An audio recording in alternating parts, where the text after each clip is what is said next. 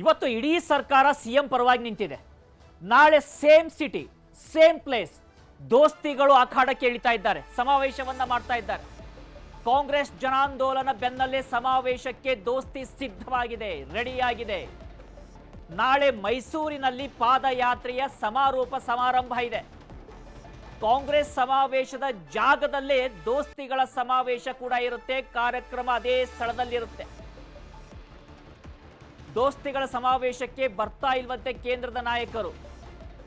Amit Shah, JP. Nadda ಇವರಿಗೆ ಆಹ್ವಾನವನ್ನ ಕೊಟ್ಟಿದ್ರು ವಿಜಯೇಂದ್ರ. ಆದರೆ ಬಿಜೆಪಿ ಉಸ್ತುವಾರಿ ರಾಧಾ ಮೋಹನ್ ದಾಸ್ ಮಾತ್ರ ಭಾಗಿಯಾಗ್ತಾ ಇದ್ದಾರೆ. ಒಂದ್ ರೀತಿಯಿಂದ ಸ್ಮಾಲ್ ಡ್ರಾಬ್ಯಾಕ್ ಇದು. ಕೇಂದ್ರದ ನಾಯಕರೆಲ್ಲ ಬಂದಿದ್ರೆ ದೊಡ್ಡ ಮಟ್ಟದ ಸದ್ದಾಗ್ತಾ ಇತ್ತು. ಆದ್ರೆ ಸದ್ಯ ಇರ್ತಕ್ಕಂಥ ಮಾಹಿತಿ ಪ್ರಕಾರ ಕೇವಲ ರಾಧಾ ಮೋಹನ್ ದಾಸ್ ಇರ್ತಾರೆ, ಅವರು ಬಿಜೆಪಿಯ ಉಸ್ತುವಾರಿ ಆಗಿರುವಂತಹವರು. ಅದನ್ನು ಹೊರತುಪಡಿಸಿ ನೋಡೋದಾದ್ರೆ ಕೇಂದ್ರ ಸಚಿವರಾಗಿರ್ತಕ್ಕಂಥ ಎಚ್.ಡಿ. ಕುಮಾರಸ್ವಾಮಿ, ಮಾಜಿ ಸಿಎಂ ಯಡಿಯೂರಪ್ಪ, ಕೇಂದ್ರ ಸಚಿವ ಪ್ರಹ್ಲಾದ್ ಜೋಶಿ ಸೇರಿದಾಗೆ ರಾಜ್ಯದ ಕೇಂದ್ರ ಮಟ್ಟದ ನಾಯಕರು ಇದರಲ್ಲಿ ಭಾಗಿಯಾಗ್ತಾ ಇದ್ದಾರೆ. ಸಮಾವೇಶ ನಾಳೆ ನಡೆಯುತ್ತೆ. ಮೈಸೂರಿನಲ್ಲಿ ನಡೆಯುವಂತಹ ಸಮಾವೇಶ. ಬಿಜೆಪಿ 7 ದಿನಗಳ ಕಾಲ ಪಾದಯಾತ್ರೆಯನ್ನು ಮಾಡ್ತಾ ಇತ್ತು. ಮೂಡಾದಲ್ಲಿ ಸಿಎಂ ಪಾತ್ರ ಇದೆ, ಮೂಡಾ ಹಗರಣದಲ್ಲಿ ಸಿಎಂ ಪಾತ್ರ ಇದೆ, ಅವರು ರಾಜೀನಾಮೆಯನ್ನ ಕೊಡ್ಲೇಬೇಕು ಅಂತೇಳಿ ಆಗ್ರಹವನ್ನ ಮಾಡಿ ಈ ಪಾದಯಾತ್ರೆಯನ್ನ ಮಾಡಲಾಗ್ತಾ ಇತ್ತು. ಪ್ರಾರಂಭದಲ್ಲಿ ಸಾಕಷ್ಟು ಗೊಂದಲಗಳಿತ್ತು. ಇನ್ಫ್ಯಾಕ್ಟ್ ಕುಮಾರಸ್ವಾಮಿ ಹೇಳಿದ್ರು, ನೀವು ಪ್ರೀತಮ್ ಗೌಡ ಕರೆಯೋದಾದ್ರೆ ನಾನು ಬರೆಯೋದೇ ಇಲ್ಲ ಅಂತೇಳಿ. ಆ ನಂತರದಲ್ಲಿ ಕೇಂದ್ರ ನಾಯಕರು ಅವರ ಮನವನ್ನು ಒಲಿಸ್ತಾರೆ, ಅವರು ಕೂಡ ಪಾದಯಾತ್ರೆ ಭಾಗವಾಗ್ತಾರೆ. ನಿಖಿಲ್ ಕುಮಾರಸ್ವಾಮಿ ಪಾದಯಾತ್ರೆ ಭಾಗವಾಗ್ತಾರೆ. ಬಿಜೆಪಿ ಮತ್ತೆ JDS ಒಟ್ಟಾಗಿ ಹೆಜ್ಜೆಯನ್ನು ಹಾಕಿಕೊಂಡು ಬಂದಿದೆ. ಸದ್ಯ ನಾಳೆ ಸಮಾರೋಪ ಸಭೆ ನಡೆಯುತ್ತೆ. ಈ ಪಾದಯಾತ್ರೆಯ ಸಮಾರೋಪ ಸಭೆ ನಾಳೆ ನಡೆಯುವಂಥದ್ದು. ಆ ಒಂದು ಸಭೆಯಲ್ಲಿ ದೋಸ್ತಿ ನಾಯಕರು, ರಾಜ್ಯ ಮಟ್ಟದ ದೋಸ್ತಿ ನಾಯಕರಿರ್ತಾರೆ, ಕೇಂದ್ರ ಸಚಿವರು ಕೂಡ ಪಾಲ್ಗೊಂಡಿರ್ತಾರೆ. ರಾಜ್ಯದವರೇ ಆಗಿರ್ತಕ್ಕಂಥ ಎಚ್.ಡಿ. ಕುಮಾರಸ್ವಾಮಿ, ಪ್ರಹ್ಲಾದ್ ಜೋಶಿ ಮುಂತಾದವರು ಕೂಡ ಆ ಕಾರ್ಯಕ್ರಮದಲ್ಲಿ ಭಾಗಿಯಾಗ್ತಾರೆ.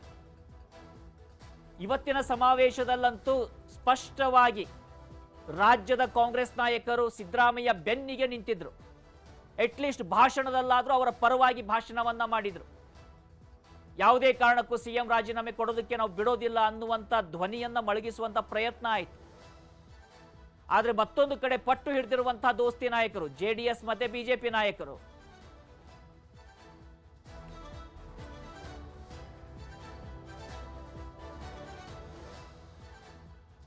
ಇನ್ನು ದೋಸ್ತಿ ನಾಯಕರಂತೂ ಸಿದ್ದರಾಮಯ್ಯ ರಾಜೀನಾಮೆಗೆ ಆಗ್ರಹವನ್ನ ಮಾಡ್ತಾ ಇದ್ದಾರೆ. ಹಾಗಿದ್ರೆ ನಾಳೆಯ ತಯಾರಿ ಏನಿದೆ, ನಾಳೆ ಏನೆಲ್ಲ ನಡೆಯುವಂತ ಸಾಧ್ಯತೆ ಇದೆ, ಎಲ್ಲದರ ಬಗ್ಗೆ ಮಾಹಿತಿಯನ್ನು ಕೊಡೋದಕ್ಕೆ ನಮ್ಮ ಪ್ರತಿನಿಧಿ ಕೃಷ್ಣ ಲೈವ್ ನಲ್ಲಿ ಜಾಯಿನ್ ಆಗ್ತಾ ಇದ್ದಾರೆ. ಅವರಿಂದ ಮಾಹಿತಿಯನ್ನ ಪಡೆದುಕೊಳ್ತಾ ಹೋಗೋಣ. ಕೃಷ್ಣ, ನಾಳೆ ಅಲ್ಲಿ ಪಾದಯಾತ್ರೆಯ ಸಮಾರಂಭ ನಡೆಯುತ್ತೆ. ಇವತ್ತಂತೂ ಕಾಂಗ್ರೆಸ್ ಸಂಪೂರ್ಣವಾಗಿ ಸಿದ್ದರಾಮಯ್ಯ ಬೆನ್ನಿಗೆ ನಿಂತಿದೆ. ಹಾಗಿದ್ರೆ ನಾಳೆಯ ಚಾಲೆಂಜಸ್ ಏನು? ನಾಳೆ ದೋಸ್ತಿ ಪ್ರಮುಖವಾಗಿ ಯಾವ ವಿಚಾರದ ಬಗ್ಗೆ ಗಮನವನ್ನು ಹರಿಸುತ್ತೆ?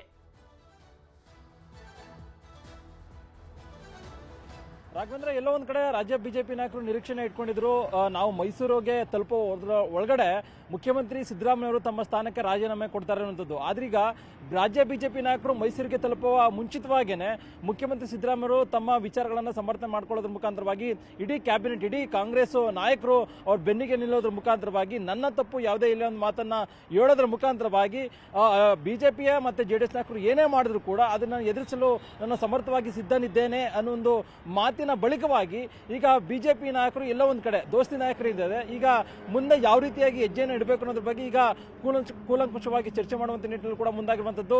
ಈಗಾಗಲೇ 7ನೇ ದಿನಕ್ಕೆ ಕಾಲಿಟ್ಟಿದ್ದಂತಹ ಬಿಜೆಪಿ ಮತ್ತು JDS ನಾಯಕರ ಪಾದಯಾತ್ರೆ ಇದೀಗ ಮೈಸೂರಿನ ಪ್ರವೇಶವನ್ನು ಮಾಡಿರುವಂತದ್ದು.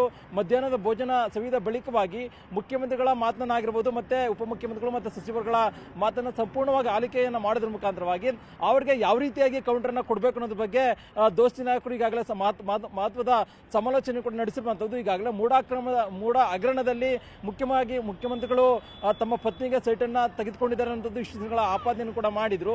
ಈಗ ಆಪಾದನೆ ಬಂದ ಕೂಡಲೇ ಮುಖ್ಯಮಂತ್ರಿಗಳು ಎಲ್ಲ ಒಂದ್ ಕಡೆ ಆ ಒಂದು ಸೈಟ್ಗಳನ್ನ ಮತ್ತೆ ವಾಪಸ್ ಕೊಡುವಂತ ನಿಟ್ಟಿನಲ್ಲಿ ಕೂಡ ನಿರ್ಧಾರವನ್ನ ಮಾಡಿದ್ದಾರೆ. ಇದು ಎಲ್ಲ ಒಂದ್ ಕಡೆ ಇದು ತಪ್ಪು ಅನ್ನುವಂತ ನಿರ್ಧಾರವನ್ನು ಕೂಡ ಅನ್ನೋದ್ರ ಬಗ್ಗೆ ಕೂಡ ರಾಜ್ಯದ ಬಿಜೆಪಿ ನಾಯಕರು ಕೂಡ ಈಗಾಗಲೇ ಹೇಳ್ತಾ ಇರುವಂತದ್ದು. ಈಗಲಾದ್ರೂ ಮುಖ್ಯಮಂತ್ರಿಗಳು ತಪ್ಪನ್ನು ಒಪ್ಕೊಂಡಿದ್ದಾರೆ.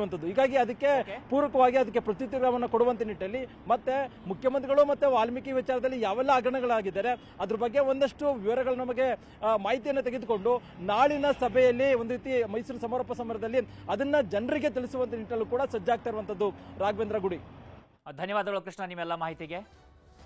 ಇನ್ನ ಹಾವುಗಳಂದ್ರೆ 6 ಅಡಿ ಹಾರುವಂಥವ್ರೆ ಎಲ್ಲ ಕಡೆ ಸಿಗ್ತಾರೆ. ಆದರೆ 6 ಜೀವಂತ ಹಾವುಗಳನ್ನ ಸಾಕ್ತಿರುವಂಥ ಕುಟುಂಬದ ಸ್ಟೋರಿ ಇದು. 6 ಜೀವಂತ ಹಾವುಗಳನ್ನ ಸಾಕ್ತಾ ಇದೆ ಕುಟುಂಬ. ಈ ಕುಟುಂಬ ಉಡುಪಿಯಲ್ಲಿರುವಂಥದ್ದು. ಉಡುಪಿ ಜಿಲ್ಲೆಯ ಕಾಪು ಮಜೂರು ಗೋವರ್ಧನ ರಾವ್ ಮನೆಯಲ್ಲಿ ಹಾವುಗಳಿಗೆ ಜಲಾಭಿಷೇಕವನ್ನ ಮಾಡಲಾಗುತ್ತೆ. ಎಳೆನೀರು ಅಭಿಷೇಕವನ್ನ ಮಾಡಿ ನಾಗಾರಾಧನೆಯನ್ನ ಮಾಡಿದ್ದಾರೆ. ನಾವು ದೃಶ್ಯದಲ್ಲಿ ಗಮನಿಸ್ತಾ ಇದ್ದೀವಿ. ಹೆಡೆಯನ್ನ ತೆಗೆದುಕೊಳ್ತಿರ್ತಕ್ಕಂಥ ನಾಗರಾಜ ನಾಗಾರಾಧನೆಯನ್ನ ಮಾಡ್ತಾ ಇದ್ದಾರೆ. ವಾಹನಗಳ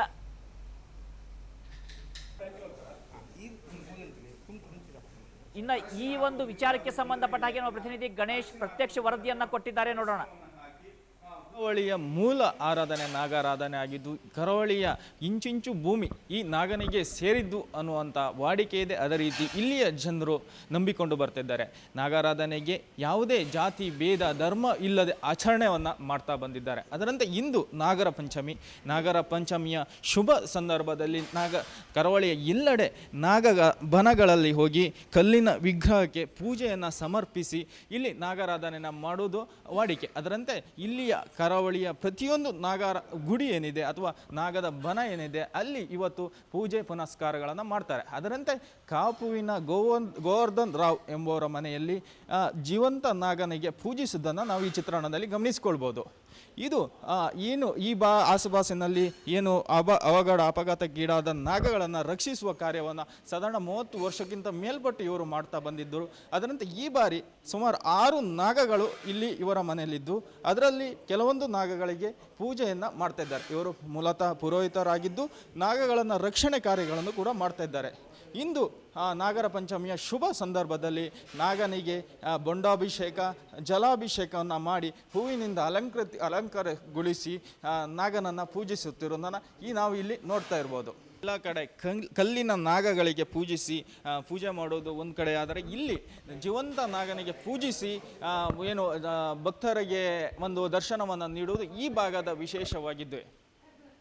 ಗಣೇಶ್ ಸಾಬ್ರಗಟ್ಟೆ, ನ್ಯೂಸ್ 18 ಉಡುಪಿ. ಕನ್ನಡಿಗರ ನೆಚ್ಚಿನ ನ್ಯೂಸ್ 18 ಕನ್ನಡ ಈಗ ವಾಟ್ಸ್ಆಪ್ನಲ್ಲೂ ಲಭ್ಯ. ಕರ್ನಾಟಕ ದೇಶ ವಿದೇಶಗಳ 360 ಡಿಗ್ರಿ ಸುದ್ದಿಯ ವಿವರಗಳನ್ನ ನಿಮ್ಮ ಕೈ ಬೆರಳುಗಳಲ್ಲೇ ಪಡಿಲಿಕ್ಕೆ ಈ QR ಕೋಡ್ ಅನ್ನ ಸ್ಕ್ಯಾನ್ ಮಾಡಿ ನಮ್ಮ ಚಾನಲ್ ಫಾಲೋ ಮಾಡಿ, ನೋಟಿಫಿಕೇಶನ್ ಆನ್ ಮಾಡಿ.